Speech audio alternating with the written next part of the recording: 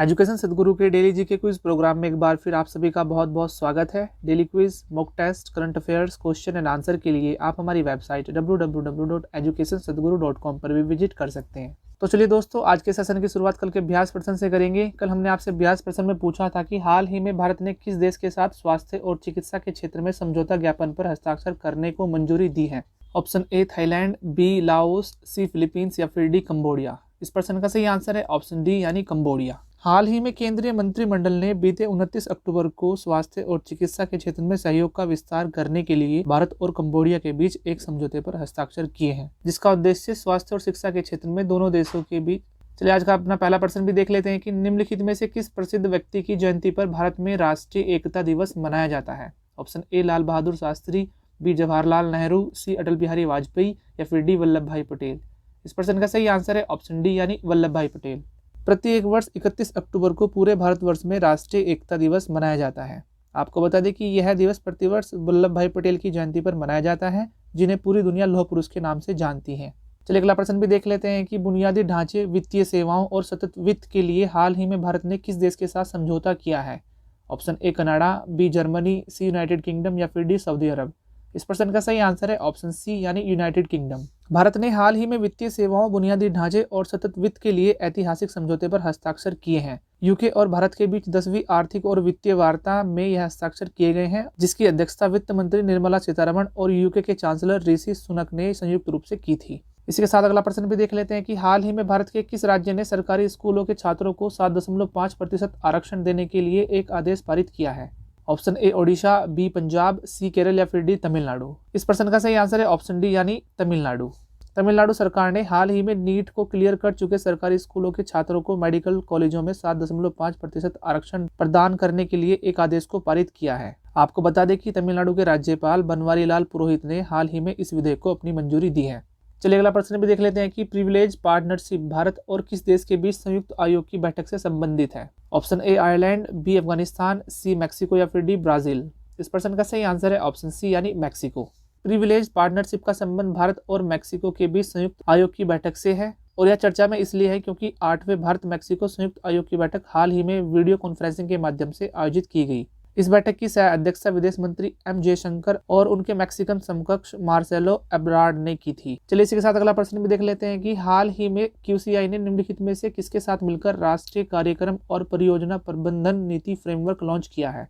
Option A निर्वाचन आयोग, B NITI Aayog, सी वित्त आयोग या फिर डी मानवाधिकार आयोग।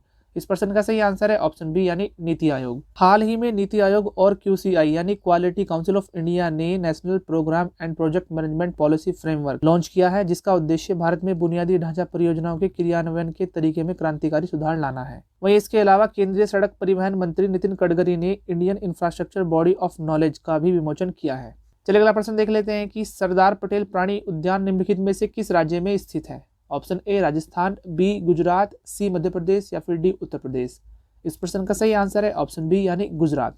सरदार पटेल प्राणी उद्यान गुजरात में स्थित है और यह चर्चा में इसलिए है क्योंकि हाल ही में प्रधानमंत्री नरेंद्र मोदी ने गुजरात के नर्मदा जिले के केवड़िया में जंगल सफारी के रूप में जाने जाने वाले सरदार पटेल प्राणी उद्यान का उद्घाटन किया है। आपको बता दें कि जूलॉजिकल पार्क, जिसे जंगल सफारी के रूप में भी जाना जाता है, को स्टैचू ऑफ यूनिटी के पास स्थापित किया गया है। इसी के साथ अगला प्रश्न भी देख लेते हैं कि हाल ही में कौन अंतर्राष्ट्रीय मुद्रा कोष यानी IMF में शामिल होने वाला 190वां देश बना है। ऑप्शन ए अंडोरा, बी घाना, सी माली या फिर डी सेनेगल। इस प्रश्न का सही आंसर है ऑप्शन ए यानी अंडोरा।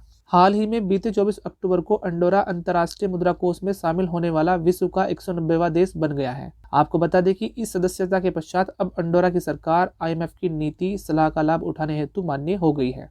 चलिए अगला प्रश्न भी देख लेते हैं कि हाल ही में DGCA ने शीतकालीन कार्यक्रम हेतु कुल कितनी साप्ताहिक घरेलू विमानों को मंजूरी दी है। ऑप्शन ए 12,900, बी 12,983, सी 13,000 या फिर डी 13,510।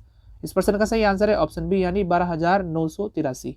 हाल ही में नगर विमानन महानिदेशालय यानी DGCA द्वारा शीतकालीन कार्यक्रम हेतु कुल 12,983 साप्ताहिक घरेलू विमानों को मंजूरी दी गई है।